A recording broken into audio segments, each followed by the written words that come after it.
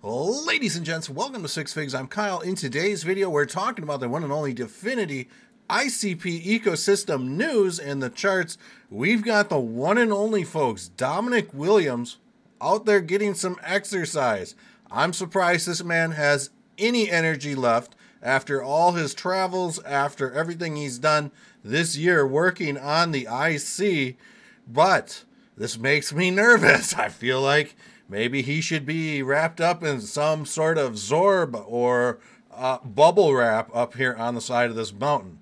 So beautiful views to say the least. We have tracks, folks, which I did throw in on, but they have now become a DAO and they are on the NNS. So they have surpassed their funding commitments. They got enough funding. We had 724 entities or individuals, participants, join in on this. So with that said, Tracks, folks, is this like music licensing website. So all the creators that are dropping beats and things like that on Tracks, they can easily earn royalties and things like that with their music. So it's kind of like cutting out the greedy middlemen at like the big labels and stuff like that. And this is all done on chain. So now you can join Tracks DAO. Also, another big SNS or NNS launch was the Gold DAO. It is now a DAO thanks to over 2,500 people participating in this. It looks like they got about 500,000 ICP, so that is great. At today's prices, that's like $4.5 million.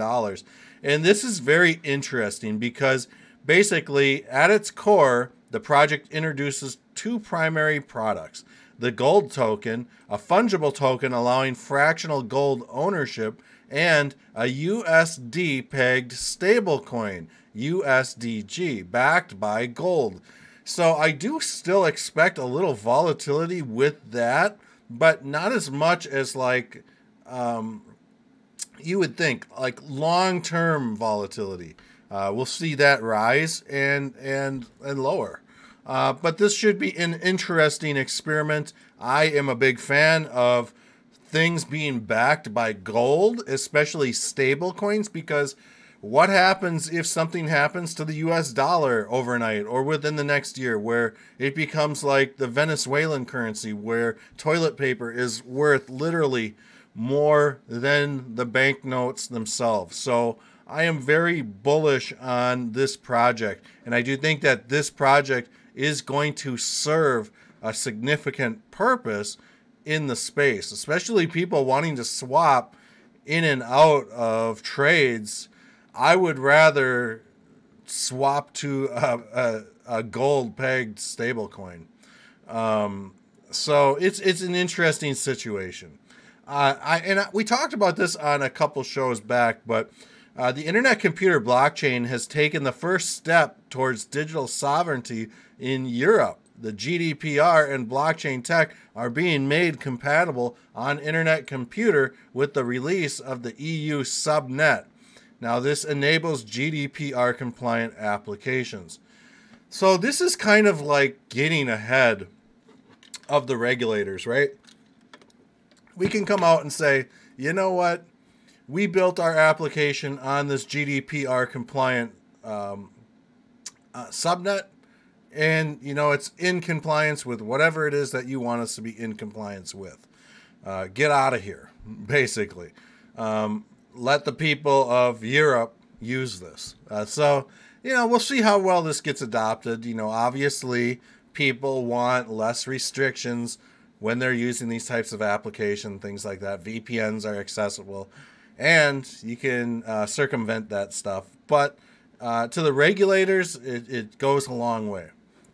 So where is Internet Computer at right now? We're up 137% on the year, up 99% on the month. Nobody can say shit about the Internet Computer right now. Currently trading at $9.02. And by the way, folks, I hope everyone had a fantastic holiday season, whatever it is that you celebrate. I've been kind of like sick and stuff, so excuse my coughs. But we do have a very marvelous little falling wedge here on the charts. So I am thinking that on this 4-hour chart, we are due to see ICP possibly start pumping a little bit. At least I'm hoping.